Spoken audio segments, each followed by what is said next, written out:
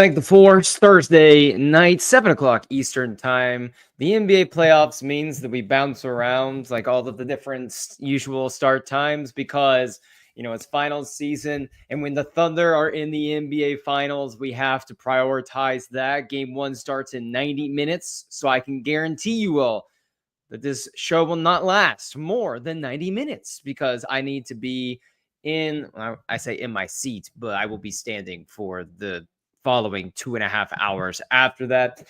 As you can see, Luke from the great state of Indiana is donning his Pacers gear, which is a fall flannel. And that's kind of what they wear year round there in Indiana. They lack any real spirit for their franchise. It's not really a very vibrant fan base at all. So I don't think the Pacers will be any problem for the Thunder. I'm thinking Thunder in 5, but did the Pacers show up for the 5th game? I don't know. We'll see. Definitely. I'm thinking more of Pacers in 7. I think it's going to be a tough one, but they're a tenacious, weird group of guys that have made it work this postseason. So when I tell you, we just had actually 5,000 people drive through downtown Indianapolis yesterday to get free merch. That's awesome. So I had like a 2-hour commute home that should take 15 minutes. But that's fun. It sucks, but at the same time, you're like, all right, you'll let it slide because it's the NBA Finals. If it does go 7, I'll be in Oklahoma for Game 7, and that'll be very tempting to drop every amount of money that I have and saved up to go to that game. But we'll see. We got some fun stuff for us this evening. I have a fun game we're going to play first. We're going to talk some Mark Hamill. He had a nice little interview where he reflected on feeling like he was being typecast as Luke and, wrestling with being Luke Skywalker, looking to the future. I have some fun Battlefront 3 stuff for us today. Just, because everyone's having fun with the whole Battlefront 3 campaign online. So we can make that happen. Maybe we can have some fun with that. And of course, we're going to be talking about the news of the week, which honestly isn't even news. We kind of have known about this for a long time, which, I guess some people don't follow these things over. And then there's a lot of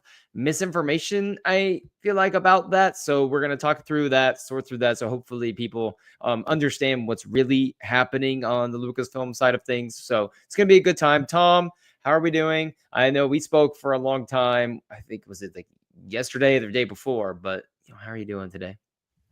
Yeah, doing well. Looking forward to diving in. Got the crew back together, so this is the weirdest Thursday night ever. This is the earliest we've ever done a Star Wars Newsnet live. I'm so floored right now. There's still light outside my window. It's not pitch black outside and 10:30, or I guess we've done like an 8:39, but still doing a 7 o'clock.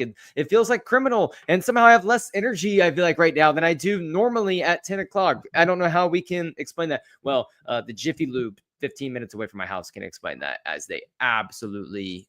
Oh, I'm gonna sue their ass. Okay. All right. That's the story for another time. I'll tell you guys later. But here we go. We have a fun game we're gonna play real fast. We're going to do, between the two of you, we're going to do a blind character ranking for Andor characters. Okay. So I got 5 Andor characters. We do a blind ranking. I think these are fun sometimes, if not, absolutely cruel. All right. So first character, rank 1 through 5. You got 5, blind ranking. First character.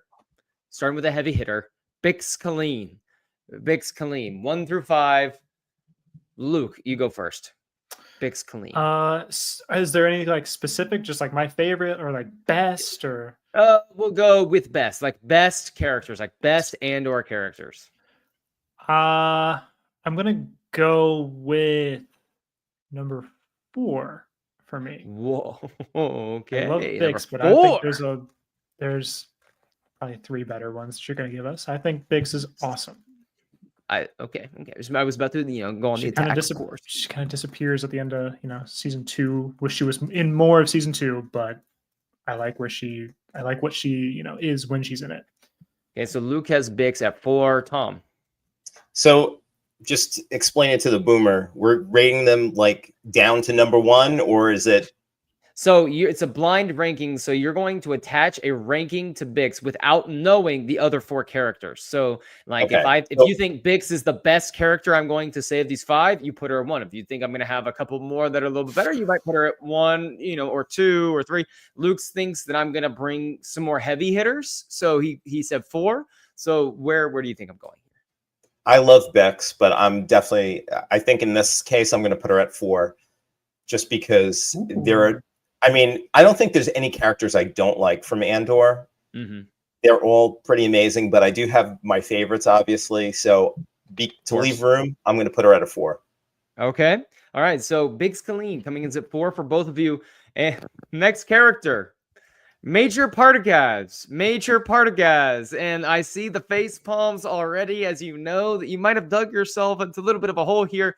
Tom, I'm guessing you're going to have to use that 5th slot here. Is that correct? I'm going to calibrate my enthusiasm and put him at number 5. Okay. So number 5 for Major Partagaz for Tom. Luke, you mean, come on, like you know what you got to do. Let's go number 3 for Major Partagaz. Stop right now. This is fraudulent. Okay, number 3 for Let's go number Partagaz. 3. That's insane. Fraudulent. He kills every scene he's in. He does. Sell me on it. Go ahead. He owns. I mean, he kind of has to because he runs the ISB scenes that we have. He's in charge of those. So all attention's on him, and he delivers when he has got the spotlight. All right. So Tom has Bix 4, Major Partagaz 5. Luke has Major Partagaz 3 and Bix 4. All right. Next character is Clea. All right, Clea right here. Obviously, one of the leaders of the early rebellion. She is one of the primary people responsible for Yavin existing. Luke, where is Clea going to go? Real quick, you have Major Partagaz 3, Bix Kathleen 4. Clea is going 2 spot. All right, so Clea at 2. Clea is awesome, especially the way season 2 ends. She's so pivotal to that final arc. 2 spot for me. All right, so Luke has Clea at 2, Partagaz 3, Bix 4. Tom. They released, I think StarWars.com released a montage of some of her scenes on their social media today, and I did an article for Star Wars Newsnet a while back that she's the secret MVP of the season, and I'm definitely going to put her at number 2 because she's number just 2. Amazing. Okay, Clea leaving room number for 2. Number 1. All right, we're leaving room at number 1. So Tom has Clea 2, Partagaz 5, Bix Kathleen 4. Luke has Clea 2, Partagaz 3, Bix 4. Our 4th character, Brasso. Brasso at number 4. Mr. Brasso, the Brick Slayer himself here at number 4. So, Tom, you have a tough decision to make because you have the 2 spot filled with Bix. You have the 4 spot filled with, the 2 spot filled with Clea. You got the 4 spot filled with Bix. You have the 5 spot filled with Partagaz. So you either have to put Brasso at 1 or you got to slot him in at 3. I'm going to put him at 3. I love Brasso. I love when he's in there. I mean, you feel his presence everywhere, but we're running out of spots, so I got to put him at 3. Okay, so Brasso lands at number 3, which means that Tom is going all in on the last character that I'm going to say in a moment. Luke, you have Bix Kathleen at 4, Major Partagaz at 3, Clea at 2. You are either going all in on Brasso at 1, or Brasso will be all the way at the end at number 5. I think Brasso's 5 for me. And I love Brasso. He just happens to be my 5 slot. He's just the most pure soul, honestly, in this whole show. Mm-hmm. Amazing guy. All right, so you both have the number 1 slot saved to the last one, which means that you guys both, and you can't argue with it, it's inarguable, you both think without a doubt that the most important, the best character in all of Andor is Edie Karn, Cyril's mother. What a Dang it. I'm not gonna incredible argue. list.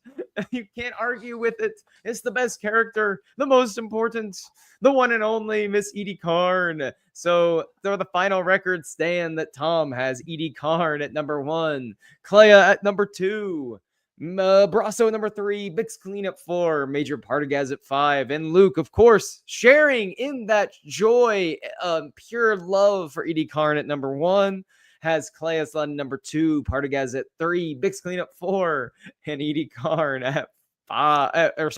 And Brasso at 5. And we got Oh my screwed goodness. on that. I was so glad you both left that one spot open. Anyway, I think Manslayers was pretty good. He had, Bix at 2, Clea at 1. He ended up with Partagaz at 4. He had Brasso at 5, and then Edie ended up at 3. But Edie's a fun character anyway, so not bad. But that worked out perfectly. Worked out just the way I wanted it to, as a cruel person. But those are so unfair, those blind character ranks. But we'll be back with another edition of Blind Character Ranking at some point in your future Star Wars Newsnet lives. So before we talk about the main topic of everything, which is the Dave Filoni, Carrie Beck, I did feel like it'd be fun to talk about Battlefront 3 or the possibility of a Battlefront 3 for a minute, just because the Battlefront 2 swarm of people coming back. I'm sure, Luke, have you been on the servers playing? Because I know you live on Battlefront 2 to some degree. I do feel like almost a voice of authority on the subject. I calculated it just now. I am embarrassed to say it. Let's say I am embarrassed to say this, but we'll just give it out there. 3,349 hours played on Battlefront 2. Wow. I have kept up. I've been playing. It's been really fun. It's been fun to see the player base kind of relivened.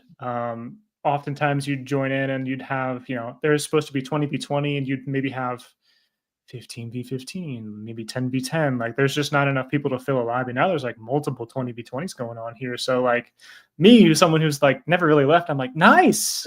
we got people like filling the lobbies up again. And that's what was it, on Twitter? I think I saw the meme of what it feels like to be someone who's been on Battlefront 2 this whole time. And it was like the scene of Clone Wars when the Geonosis reinforcements come. We're like, yes, onward, forward. Is that how you feel? Oh man. Yeah, pretty much. Definitely. Right. It's brought some people that were like at the top of the game, and they kind of were like, well, I'm a major gamer. Battlefront 2 kind of like died off for me, so I'm going to move on. But they've been brought back into the game, so it's fun to see some of the OGs that like are known in the community, like are back in the game, and like, you know what, I'll pick this back up again. So it's been a really cool time. I am kind of in the know on where it stands, like behind the screen. I love the push for Battlefront 3. This has been awesome. I don't think it's very likely at all to happen. I don't think this surge is going to do anything. I don't think this was not a Battlefront 3 is going to happen. So let's talk about it. It's more of like, I had a fun idea to present to you. So one of my friends sent me this like Instagram post. I don't remember what account it was, but it basically was talking about like adapting like a Helldivers style like game into a Battlefront 3 if it's possible.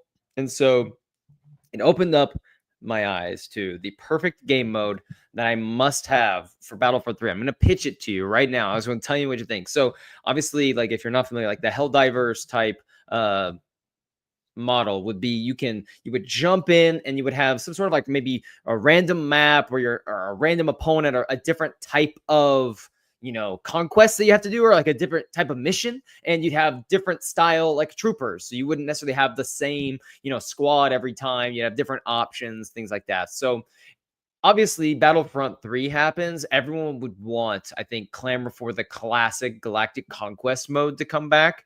And so in classic Tyler fashion, there was a game I used to play called Star Trek Conquest. And this is actually not a good game. So do not go by this. This is not a good game, okay? So don't think I am like calling for this game. This is actually a terrible game that has no story whatsoever. But if you're a Star Trek fan that loves simplicity and just wants to take fleets and blow things up, this might be a classic game for you. But if you look, it's similar to the Galactic Conquest style map of you have the different factions you're trying to take over. But you know how in Battlefront 2, when you would jump to one of the empty, star systems, it's just like a hyperspace jump. Nothing actually happens there.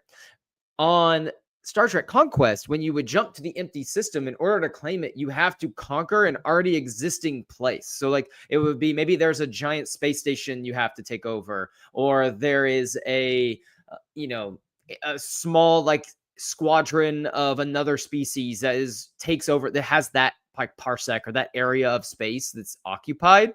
And it's all based off of something that's happened in Star Trek. So forgive me, like this is like the Borg might be here, or the Breen might control something here, or there might be like a random space station that you see in, Star Trek, and that's like that area of space. And essentially, what I was thinking would be an incredible game mode was if you had the same concept of Star Trek Conquest, where all the empty spaces were something tied to Star Wars. So like if you're jumping, from trying to get to Geonosis, you have to get through a small outpost in like the rings around Geonosis first, that hyperspace jump. And so like the Helldiver style would, when you jump to that empty hyperspace lane, there is a mission that you have to complete, or there's a task you have to conquer, or a place you have to destroy in order to move on and claim that territory for your own. You don't just get to use that hyperspace lane to use it. So if you're,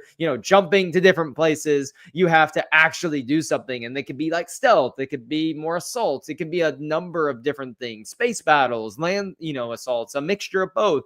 And I think that would add so much, newness and freshness to the game. And you could include like little things that we've seen in Star Wars, over a long period of time. And I thought that would be, the ultimate style. But I'm curious, like, what you guys would, one, think of this random idea that obviously will never come to fruition, but also how can we make this like the perfect game mode? I need help. I need, other, ideas as well, because if we are ever to get a Galactic Conquest style mode again, we know we're not going to get a 2.0 or a 3.0. So how do we make the 2.0 or the 3.0? Sorry. How do we make the 3.0? Wait, hold on. Let me start over. There was in the original Battlefront, there was like a smaller Galactic Conquest. Yes. So then the 2.0 was Battlefront 2. So the 3.0 would be Battlefront 3. We know we're not getting the 4.0. So how do we make the 3.0 the best one? Math is hard. Gosh, I think you're pretty close, because I really like your idea. It's probably the most boring part of the game, when you would have to travel to a blank spot just as a in between. So if there's actually something to do there, I think that makes the game only better. It might, if you're wanting to get through a game quickly, maybe that kind of stinks, because you're maybe not wanting to do something in a blank space. You're just wanting to move through. But come on, if you're sitting down to like play a video game at this age, I'm like, let's get the most out of this. I'm not just here to like waste my time. I don't have time to waste. So I think that's awesome. And obviously, if you like come together and I meet you, you got the other controller in the room, we meet on a planet, or we meet in blank space. Like that'd be awesome to like face you and like go off and like who gets the resources and who doesn't, who loses a little squad and who gains a squad. Like I think that's a great idea. I think it'd be pretty similar to what we already had, which was good, and it's just made a little better. Honestly, Tom. Yeah, I mean, I'm not the guy that's the big gamer in the group. I enjoy games, but I get so wrapped up into them, so I know that I usually don't dive in that much. But yeah, I mean, those ideas sound great to me. We were talking about and following some of the news about the calls for Battlefront 3, because I don't know, as far as keeping that momentum going for a whole game development life cycle, that's pretty hard to do. So as far as, but they made waves, the fans made waves, and showing how there's still a demand for those types of games, and that kind of in the Star Wars sphere, basically. Right. One of the best things I heard pitched once was to have a game, kind of like a mission, like you were saying, to do some of the battles in the Star Wars world, like the Battle of Yavin, and just kind of do a team up type thing to take out the Death Star. You know, things like that. But again, it's showing that there's still a demand. You know, I know that gaming industry is kind of in a funny place right now as far as stability is concerned with jobs and studios. So, but it's encouraging to see when the fans come out to support something. And you can make it as immersive as you want. So instead of like you go to like the original, when you would jump to those hyperspace lanes, you're just moving. You could have like some lanes where it's quicker to get there. Like if I'm trying to go take Coruscant before they send reinforcements, I can go, you know, this path, but my mission that I have to complete before I get there is maybe more difficult, and I'm at risk of losing, you know, more of my, you know, troops or more of my resources, credits in order to get there. And so when I get to Coruscant, maybe I have less to try to take it over, versus I could go an easier way, have like maybe some easier missions, but it gives, you know, the other person more time to maybe fortify it.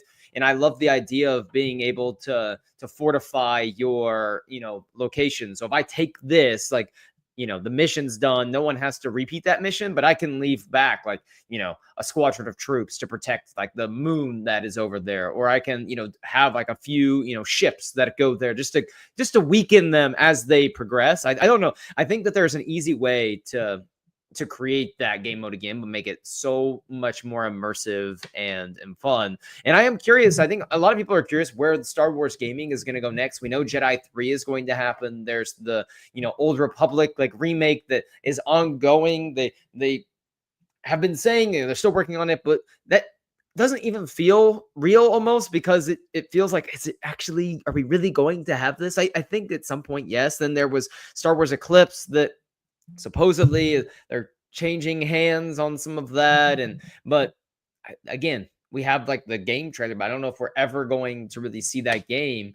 And then after that, like when the Jedi 3, there's, you know, Star Wars Outlaws just came out. It was a fairly, I guess, modest, you know, hit, if not a little disappointing from what I, you know, hear. I'm not necessarily a big gamer myself, but I don't know. It's, I think, wide open, like you said, for, you know, a big splash to be made in the Star Wars gaming sphere. And we all, you know that, you know, a great Star Wars game is going to generate, you know, a lot of revenue for whoever is on the other end of that. But anyway, just some fun little conversation. Luke, do you have any like final things to add? Because I know that you're the Battlefront guy. Like if I know, like, you remember we would usually, Tom, on Fridays for about a 2.5 year stretch on Fridays, Luke would send us like this kill of the week, basically, and in some of his duels when he was trying to go like he was doing this little tournament. He was doing this like 1v1 I tournament. guess, yeah, like that was a fun little era. I would try to like play the game like competitively. Like there is no in-game ranking system,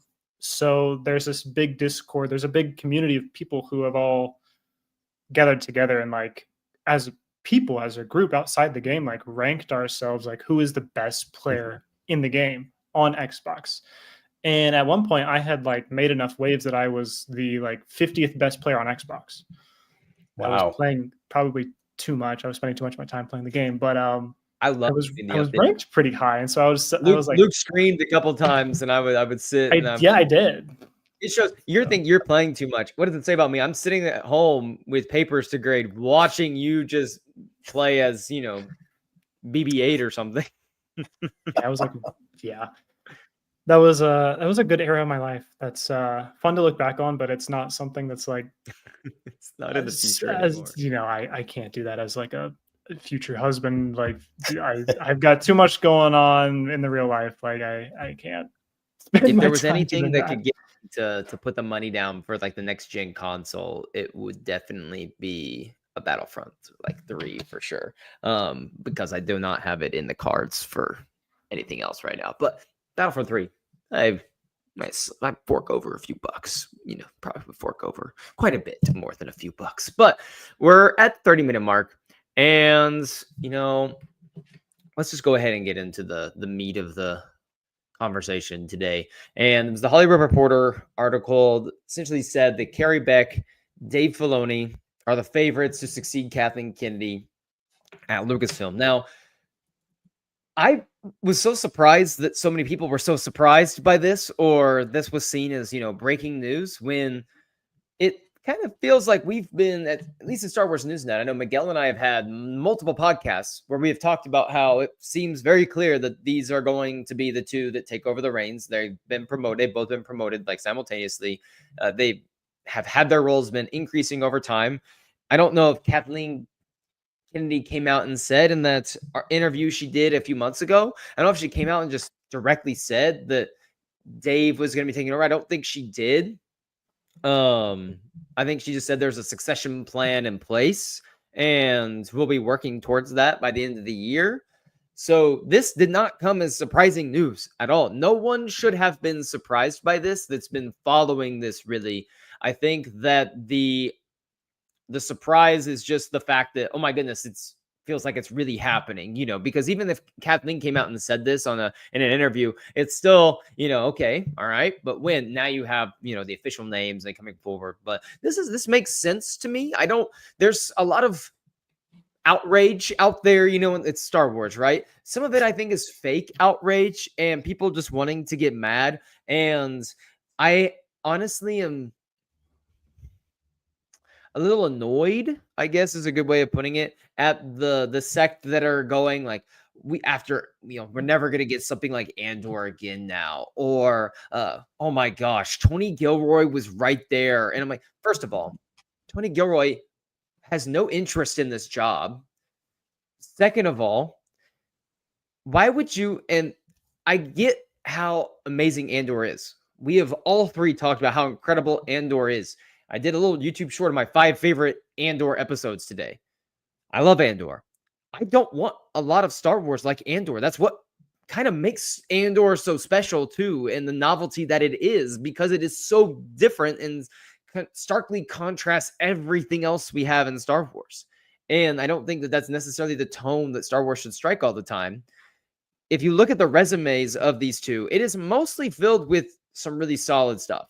And I'm curious, like, what your guys' takes on this. I think there's very clear roles that are going to be defined for these two. I think we are both pretty clear that Filoni is probably going to be more so on the creative side of things, while Carrie Beck is going to, handle most of the, executive work in the business side of things. And they'll probably dip and dab a little bit in both, but that's their roles will probably pull them there. And this is what a lot of organizations do. They promote from within, they hire from within. Just because someone's getting promoted in the same company doesn't mean that it's going to be the exact same thing that's always been at the company. People have their own styles and their own flavors. Like I think about, the Oklahoma City Thunder are playing in the NBA Finals. Their coach right now, who's considered one of the best coaches in the league, was a guy that was an assistant that just got promoted to being the head coach. Entirely different style. So I'm throwing it to you guys. I've talked too much. Go ahead. Where are you guys at on just a vibe check with this news? Of course, we've talked on here. The three of us have had the discussion about this. So before, about being, open to this, and curious where we are now that the names are kind of officially coming forward. Tom, you want to go first? Sure. I'll go first. It's interesting. I think a lot of the hate comes from people just have this, they abhor Kathleen Kennedy, a lot of the vocal, I guess, toxic part of the fandom. Not to say that there isn't valid criticism out there with the track record over the last, I guess, 13 years that Lucasfilm has been owned by Disney. So there's been varying success here and there. I mean, they're coming off of, in my opinion, 2 wins. One with Andor, one with Skeleton Crew. Obviously Andor has more of the notoriety, very different types of show, but I think Skeleton Crew actually did what it set out to accomplish.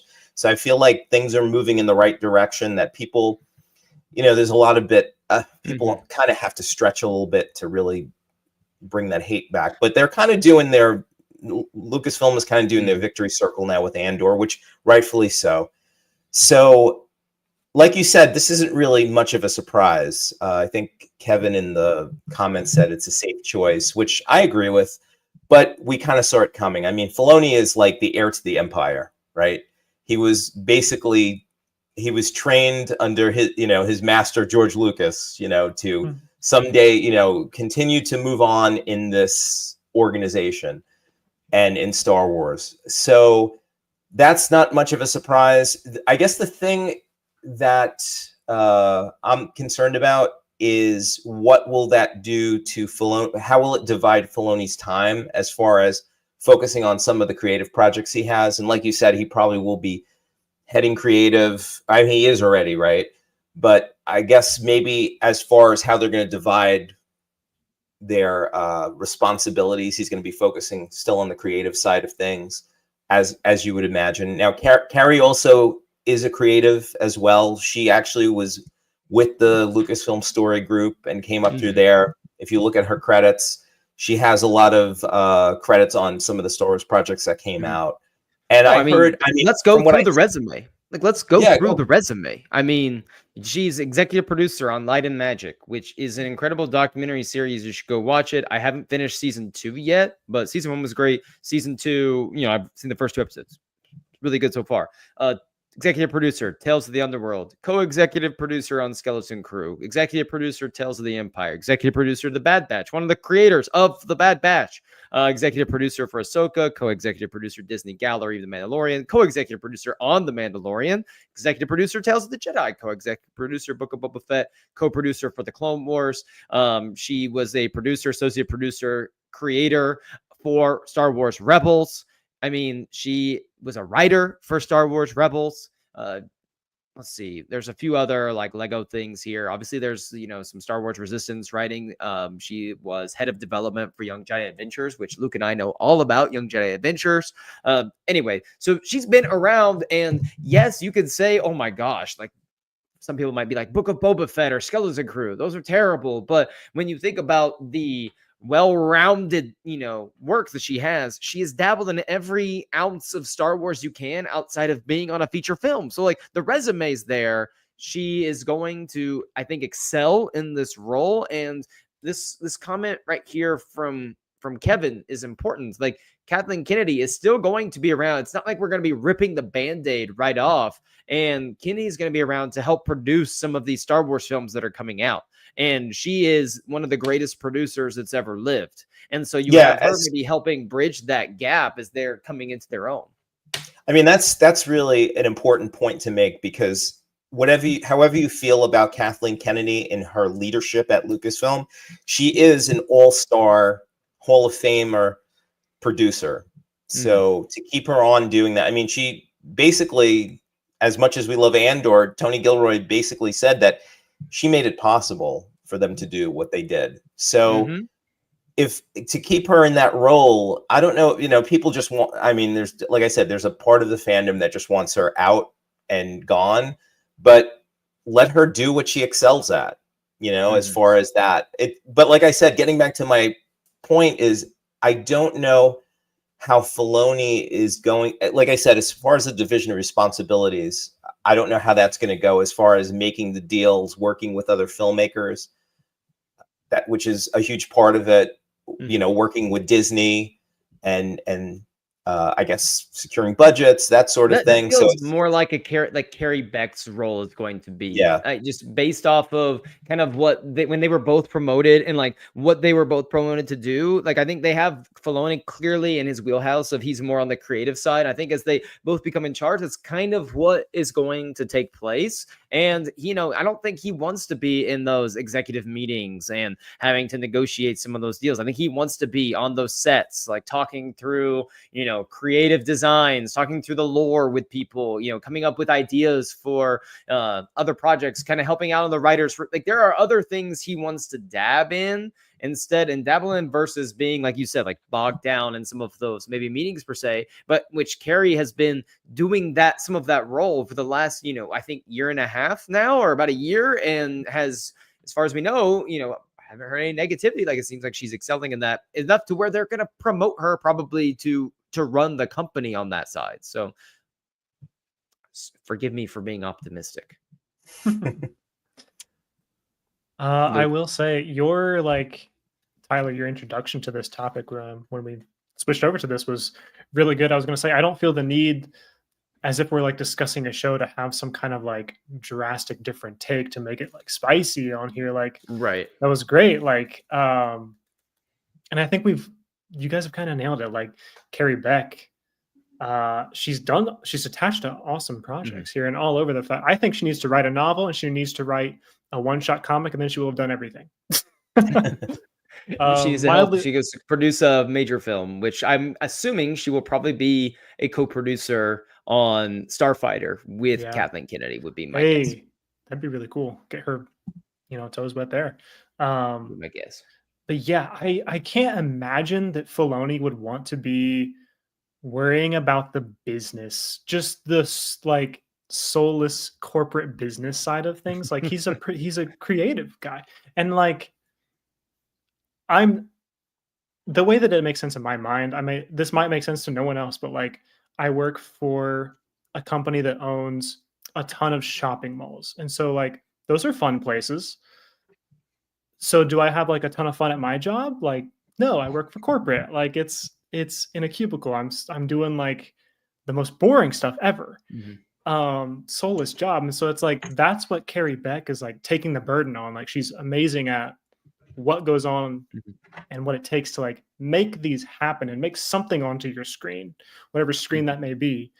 Dave Filoni is helping like form that story of what it's going to be on. But like, Dave Filoni doesn't get to make a story. He doesn't get to make a show if Carrie Beck doesn't do the amazing job of like securing these behind the scenes things that no one might ever really like find out that she did, but like her name's going to be. Let's not say that she's not but there's also the fact too, she's going to dabble in the creative aspect of things because that's part of what it takes to run something like Lucasfilm. And she's definitely a creative person too. Like she's shown that she has that. I mean, she was a writer on Rebels, for God's sake, too. Like this is someone that we give Filoni all of the sometimes the credit as he's the Star Wars lore creative guy. When Carrie Beck has been in those same writers' rooms. Carrie Beck has been on set, doing those things for a long time as well. So I think I think her skill set, like you said, Luke, is going to gear her more towards that side, which is why that's what her role is geared more towards right now. But again, she is kind of taken the reins in ways that I think is no one gives her like the credit for. She doesn't get talked about enough. And let's be honest, what Star Wars might need is someone running Star Wars, running Lucasfilm as the president that is not necessarily making those headlines. Like sometimes the best, like the president of the company is the person that you don't talk about that much. Like you don't want to be maybe necessarily in the news all the time. I feel like every time I hear Kevin Feige's name right now is whenever, there's some issue going on at Marvel, like at the moment, it's a little bit different because like in sports, how often are you hearing about, the president of basketball operations or are you hearing about, the owner of a team, not usually when things go bad. I mean, it took there's rare cases where that, people get highlighted for how great of a job they're doing. But a lot of times those are positions where when you're in the news like that, it's because things are going poorly. And Star Wars is, I would say the fan base is not a fair one in many regards, where I think this time last year, we're heralding, like 2 years ago, it's like Dave Filoni is, awesome. Like we love Dave Filoni. And for whatever reason now, and part of this is because of the brilliance of Andor, but also how Andor creates this polarization sometimes, and people get the message of Andor and they get the what Star Wars is a little bit confused, where it's like it's okay to love Andor, but that doesn't make the Mandalorian any less Star Wars, where it's almost become cool to clown on those shows when they're not trying to be Andor. They very much are aware of the show they're trying to be, and it's not that. And for whatever reason, now we consider that like lesser form of, Star Wars, when in reality, there is room for all of this, in the fandom.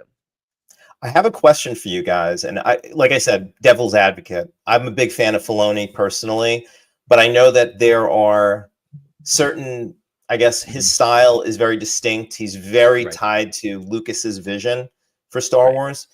So I think some people feel that with Filoni at the top, there's less of a chance to take risks. Like would he choose to go with a project like Andor? And I'm using it as the, not to further perpetuate those, I guess, divisions, but just because it is very different. And I'm not saying everything has to be that. Obviously, I love The Mandalorian. That's definitely right up there for me with Andor, especially seasons 1 and 2. But obviously, very different type of show. So, and Filoni has a style. I mean, you see it in the animated shows. I love Clone Wars and Rebels, but it's a definite style. You know, master, as one of the viewers were saying, of lore.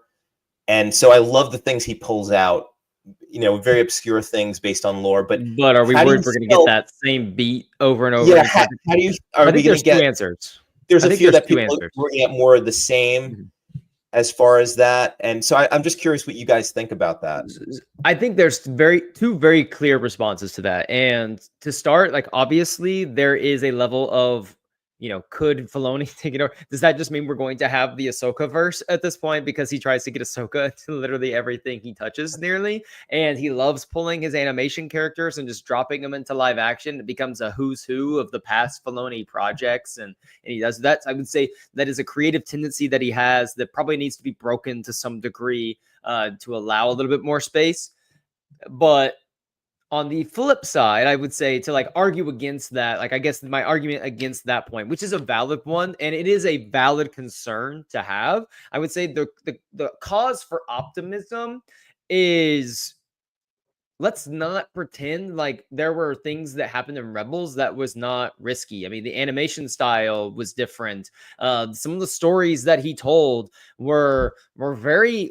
There was a lot of weird Force things that happened. There was a lot of brand new characters that he brought in. He created this whole new, you know, crew with a few like characters that we knew would pop in every once in a while. But there were some risks taken.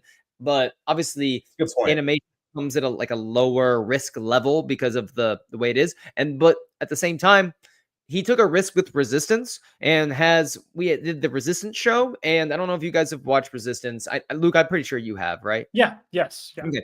There's no Jedi. There's no like Force component whatsoever. Another different like animation style. And it's very different from anything else that exists in animation. Now, I don't think it's very good, and it only lasted 2 seasons. I think it kind of found itself in the 2nd season. But again, he tried something new. Like, that was something that he at least was said, I'll try. And then the last thing that I'll throw out there is he is still very new in the live action sphere. So there is a level of, okay, I kind of want to see Ahsoka season 2 and where that goes before I cast even more judgment. But again, creating an entire new galaxy with all of this other stuff, that is a risk. Like, there are risks involved. It just isn't tonally the kind of risk that like an Andor takes, where it's like, we're going to do this gritty drama in Star Wars, versus this is a different kind of risk. And so I want to let people know that just because he's in charge here doesn't mean that he's not, I don't think, going to be willing to allow for other projects, because Dave Filoni, I think, was right there when the Acolyte was happening. And sure, the Acolyte wasn't exactly some, you know, smash hit with critics or fans, of course, far from it. But at the same time, that's a risk, like, to try a new show like that. Now, was it executed upon? No, but I think he's in those rooms and he's promoting it and he's, you know, helping out. So I think that we need to take a deep breath. Remember that for the most part, I think Star Wars kind of has a clear outline in terms of some films for the next few years. We'll see, you know, how that shifts, how that changes. But I think that people have been wanting like a more of a George Lucas vision, and he's the closest you have to that. Does he get a little full of his own ideas sometimes? Yes. But I also think that's why maybe Carrie Beck is there and can bring out the best in him, and they can, you know, work in tandem to bring out the best. But again, valid concerns. Yeah, I think, I'm sorry, Luke, I'll let you finish. I'll let you start, really. But I think that, like you said, you know, sometimes we forget that some of those Clone War arcs were very experimental and very bold. And the same with Rebels. So I feel like sometimes I'm like, oh yeah, they did this, they tried this. I guess what I'd like to see is more of his. I know he likes to kind of like how he became later on, that he kind of owns it in a way. And I think from Filoni, and I think maybe the new position is going to lend itself more to that. I'd like to see more of collaboration in writing. Because I think I enjoy a lot of his stuff, definitely. And I feel like if the writing was maybe plussed a little bit, I think that would be even better. And I think there wouldn't be a lot of this, these unfair comparisons. Yeah, So. it feels like we need to either condense to some of his ideas, or benefit from a writer's room to help bring out. It's like the concepts, like the main picture is there. I really love what I'm seeing big picture wise, but can we hit the little notes in between? Luke, that's a great point. That's a criticism I've seen kind of regularly. Maybe kind of revisionist, but like I've seen that a bit. That people wish there was maybe a larger or a writer room with something like Ahsoka or other projects he's been associated with. So that's kind of fair. But like, Tyler, that was an awesome point. Like, there's a lot of brand new things that Dave Filoni has introduced to Star Wars via animation. Do the same amount of people that watch live action watch animation? No. So there's a lot of people that might only know his live action accreditation stuff, which is, sad for them, because he has a lot of good animation stuff. So I was going to say, I can't take credit that I made this realization, but someone pointed out that like Ahsoka is shot.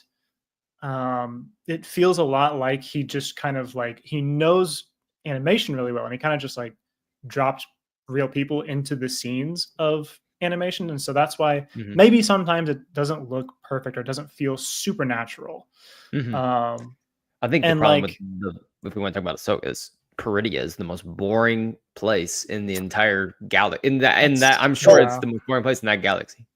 I really liked it when they introduced it. I just felt like they spent too much time doing really nothing there. Oh, no, I'm not talking about what's happening there. I'm talking about like visually. Like visually, it looks so. It's like just a bunch of gray, barren rocks. Like we couldn't, because the last scene we get of Balin was with the mountains and the statues, and then there's a couple of times where we got little shots of like the former kingdom, maybe of the Night Sisters, but it's like we didn't. For the most part, it's just a barren wasteland. It was just boring to look at, and when you have the volume for the entire thing, and you can kind of tell after a while, it's that same little. That's my biggest complaint with some of the visuals. So that's where I see exactly what Luke's maybe saying too. Yeah, I think it is like you said. A lot of it may be revisionist, but some of it has weight. But also, one of the things that I was looking at when they developed the volume is that they had an insane production schedule for what they had to turn out, and the amount of time they had to turn it out was insane. And now I think the way that, I don't know, this is maybe just me saying it, I think that they're learning from or they're going to learn from those lessons with, I think, Disney kind of clamping down. We're not just going to turn out show after show after show. We're going to be a little bit smarter with that. Hopefully these ideas and these projects can like marinate a little bit, and that they can, like, if you listen to, again, I'm sorry, I'm going to Andor, but Tony Gilroy, COVID really helped them a great deal because they had the time to actually prepare.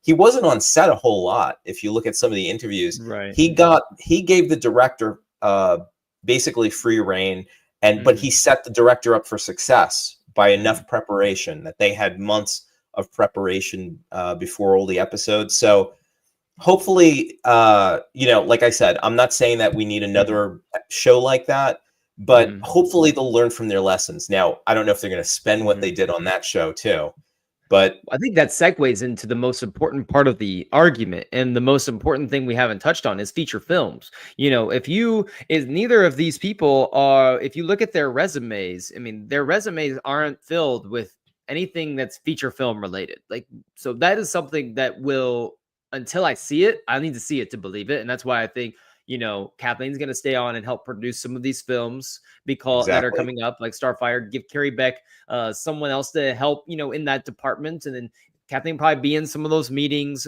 Carrie Beck will it's going to be a slower transition to where she takes over. But, Dave, it's the same thing when Dave's movie was announced. And I was a little bit concerned because he's never directed a live action feature film, and that's one of the main three that at the time that they were launching, and he's only been in the director's chair for at the time, like 2 live action TV episodes. And a feature film is entirely different from directing a 35-minute episode of The Mandalorian or being in charge of, 22-minute Rebels episodes. So the big thing here, before we even talk about what kind of shows we're going to get, they have to get feature films up and running, because they're going to scale back on the Disney Plus stuff, and everything is dependent on feature films. Like if you want another, show like Andor to get this massive budget with incredible creative teams attached that are allowed to take their time and flesh out something that maybe isn't, like you said, rushed or on this tight budget, or really the heads of Lucasfilm are like, you have to do this. If you want that creative freedom, you need, Mando and Grogu to go make $700 million. You need Starfire to go gross $1.3 billion at the box office. Like if those wins in the box office hit, that's going to open up Star Wars to have that, license to create more of these shows. Because as we've seen with Lucasfilm, outside of The Mandalorian, Star Wars streaming is not relevant. It just isn't relevant. It doesn't really appear in the top 10 of most of these charts. Disney Plus in general is not relevant in the streaming community for these live action shows. People just aren't really watching them outside of a few outliers. Like The Mandalorian is a global success. That is not something that Star Wars has come close to, to replicating. Now, we hope in the fall, we hope that when the Emmys hit here in a few months, the Andor makes waves on the Emmys and gives Disney Plus maybe the prestige that it's looking for. But if that doesn't happen, then again, we're still in that same cycle. So we have to get the feature films, locked and loaded. And that's where Kathleen Kennedy has struggled a little bit. And we've had a hard time getting a film launched since Rise of Skywalker. There was obviously all the turmoil that existed, at times during the sequel trilogy. So getting the ship righted on the slate for film is going to have to be priority number one, and everything else will trickle down from there. They need her on the production side too. I mean, as far as producing, because the talent that she can bring in, the relationship she's had in her career that she's made, would really benefit them, and that she'll be out of the, I guess, behind the scenes, more like Carrie Beck is now. It's going to be, I think it's going to be good overall. And if you look back, follow the stories all these years, or for years, it looks like she's been grooming them to rise to the top. I agree. Yeah, definitely. I like what you said, Tyler. Like, we need these wins at the box office. Like, these wins this will help trickle down into getting better and more stuff in the future. I feel like, NBA finals going on, a good sports reference is what cures locker room problems. And it's wins. A winning team usually doesn't really have those off field behind, in the office problems. I think if these movies do well, this is a movie franchise. If these movies do well, that's the biggest priority. And so whatever it takes to get those, I think that's what has to happen first. The shows trickle out from that. We're sitting here a year from now. Yeah. A year from now, we will have seen The Mandalorian and Grogu. Okay. We'll know at this point in time if it's a box office success or not. We're pretty much going to know at this time. And the fandom will have his opinions on it. I'm sure it'll be pretty hot takey as usual, but a general consensus will, be formed, and we'll be sitting here a year from now. And if I personally think that they've learned the lessons of season 3, Dave's he's in those rooms. Jon Favreau is, consummate professional. We're sitting here a year from now, and if The Mandalorian and Grogu is a hit, the climate of Star Wars coming off of, what hopefully Andor does at the Emmys, and the prestige that maybe is given to Star Wars, the breath of fresh air that's given to Star Wars over the next year. If Mando and Grogu is a hit, Star Wars is going to be, I think, back to being the golden goose of Disney, but also, people are going to be vibing so hard with Star Wars again and have a lot of confidence at that point, because it's supposedly the end of the year is when Carrie and Dave are going to be kind of taking over. And so this will be their first project that they're, comes out while they're in charge of Lucasfilm, so to speak. Now, they're not necessarily in charge when it's being, when it was made, but their names are still going to be attached as, the heads of Lucasfilm whenever presidents of Lucasfilm, probably when this movie comes out, I would assume. So that's in a way a win for them. it maybe isn't, you know, entirely deserved, but and for the general consensus, like maybe the casual Star Wars fan, it's gonna be considered a win for them. And we will have wrapped up shooting and, you know, a lot of production for the Starfighter movie that will come out in the following year. So at that point, you're going to be really gearing up for that movie. People are going to be excited for that. And if Mando and Grogu's a hit, all eyes are going to be on Ahsoka season 2. For it might draw people back in for Ahsoka season 2. And so again, a win at the box office, like Luke said, like winning will make all these things go away. And you know, this time next year will be 7 years removed from a Star Wars movie. And like Luke said, this is a film franchise, like a movie franchise first and foremost. So I think, you know, having a Mandalorian popcorn bucket at the theater, which I'm sure is going to happen, you know, some sort of like fun. My prediction is either you're gonna have like 2 popcorn buckets, it's gonna be like the Mando helmet one that you can do, and they're gonna have like a Grogu one where the ears come off the sides, and you have the one in the middle. You can do that. So you know, you have some of that, and you sit back, and if the movie is fun and it's what it needs to be, does well at the box office, the vibes are gonna be high, and no one's gonna, I think, be talking about, oh my gosh, like is Dave Filoni's vision like gonna ruin Star Wars? I don't think people are gonna be, you know, really talking about that. I'm sure someone will, but you know, we're gonna try not to listen to them. Again, of course, if Mando and Grogu like sucks and it's a box office failure, then you know, I think it's going to be a blast. I really do. I be think in a that different place. they're going to throw everything they have into it, and I think it's not going to be like, you know, like I'm not looking for like deep, you know, crazy, you know, catharsis of a movie, but I think it's going to be a lot of fun because I feel like when Jon Favreau and Dave Filoni hit like they just hit that right, like especially season 1, season 2, and points of season 3 as well. Right. But I feel like they when they're really vibing, I mean, it's just great Star Wars. It's just fun. So I'm hoping to see that. I think we need, after Andor is a good palate cleanser, I think we need a really fun movie. I agree with you on that. This is an interesting comment from RG that I want to get your guys' take on. It says they'll be sitting comfortably on, surprised that the Mandalorian and Grogu isn't slated for the Memorial Day weekend spot. Seems like the perfect fit for a major release with a strong box office. If I'm correct, is this because the Avengers Doomsday was originally like slotted for May as well, you know, and they just recently moved in? I think Avengers Doomsday was taking up either that week was the Memorial Weekend spot, or it was close to it. And I'm wondering if when they were making these decisions, if it was like, hey, we're going to try to have this Avengers movie come out on this day, so Star Wars needs to move up in the month of May. But I'm not sure what else is slotted for Memorial Day weekend. Luke, is that, do you remember, is that kind of, it is Memorial Day weekend of next year, Mandalorian and Grogu, because it's May 22nd? I think it's May 22nd, right? I believe so.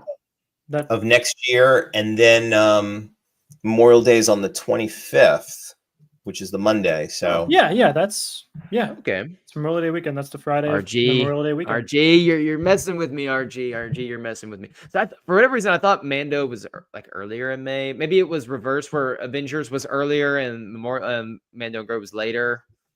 Basically, late May is Memorial Day, a Memorial Day opening. So, I think the concern was that Avengers Doomsday was going to come out like early May and overshadow Star Wars, just the same way that Solo, you know, went the way. That's a good move to switch it. I thought it was early. I thought it was earlier. I was wrong. I'm glad it's later then. That's awesome. Memorial Day. That means I'll see it once on the IMAX, and then I'll go see it with my family the next, like, a couple days later. Looking forward to that. And if they don't like it, then it will be absolute war in the Bradshaw extended family household, unless I don't like it either, which is very surprising if I don't like it, because I will probably find a way to enjoy it. But anyways, a lot of takes are out there for sure. I think that this is the safe option. It's the option they've been going with for years. I think they've known that this was the plan, and for better or worse, that's where we're going to be. I just try to tend to focus on the optimistic side. I think you guys are with me in that. Like, we're trying to look for that the positivity. I think Tom told me before we hopped on, cautiously optimistic. And I think the concerns that Tom brought are extremely valid because Dave Filoni is known for hitting. He has like that one note sometimes, and he hits that one note really well. But sometimes if you hear that same, tune all the time, sometimes you're going to the concert, you don't want to hear the hits. Sometimes you want to hear like the deep tracks as well. And we're hoping that Dave Filoni can allow for more of that. But I think that people need to realize that it's not like he's going to be doing this by himself. Like Carrie Beck's going to be there as in addition to him, and she is a consummate professional. But I mean, any other like final thoughts on this before we just wrap it up here? So we hit the hour mark and we get ready for the Oklahoma City 24-point win. That's not happening. Because it's going to be a 23-point win for the Pacers. I'm rooting for both teams. I'm rooting a tie. I'm rooting for a tie. Get out of here, Tom. They beat my Knicks already. The past 3 series, they've started 2-0 in the opponent's home. I mean, come on. This is going to continue. Yeah, haven't played the 68-win juggernaut yet. You haven't played the 54-win insane Pacers. Anyway, so final thoughts on Carrie Filoni. I think there's a lot more people at Lucasfilm than just these 2 people. So like, people are worried about Filoni, like him making any project. Like there's going to be more people influencing him than just him in a solo room himself, writing whatever he wants. Like he's got checks and balances. That's just how this works. So people worried about Filoni. It's nothing to really like. It's not going to ruin Star Wars. Like, and I feel like I said, it was only 2 projects that were pretty successful, obviously, and are more than Skeleton Crew. But I feel like, in a way, the tide of opinion is turning a little bit. And I don't know if it's just me, but I feel like I'm hoping they're setting it up in a good way that when the torch is passed, we kind of start on a level playing field, and there's not a lot of. I know there'll always be that percentage of the toxicity in the fan base, but hopefully we'll just realize that, and people will, and like I do, want them to succeed. So, and maybe the toxic people will have gone to Peridia by that time, and they'll find something else. And we get a bunch of Purgle, and we get the toxic people in the Purgle, and we tell the Purgle, take them away. And there's like Gollum, like, leave now and never come back, sort of thing. That's what I'm envisioning. Yes, it's the perfect vision. Anyway, Luke, before we go, have you ever seen, I think as being a Luke Skywalker fan, and then Tom, I think you appreciate this. Have I ever shown you that I've been taking all my artwork down because I have to move? And have I ever shown you this one right here? It's my beautiful. No, I don't think I've seen that one of yours. Is that a painting? Yeah, it's like one of those canvas paintings. Beautiful. Prints. Yeah. Wow. Jeez, that is amazing. I need that in my house.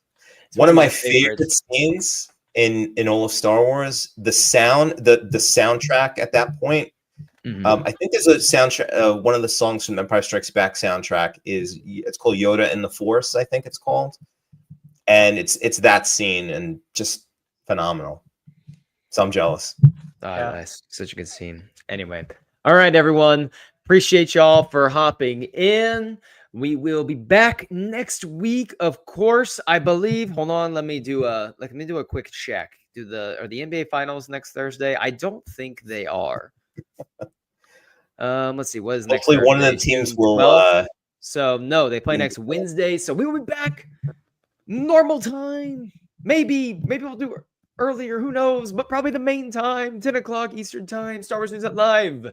For Light and Life, everyone, remember that we are all the Oklahoma City Thunder.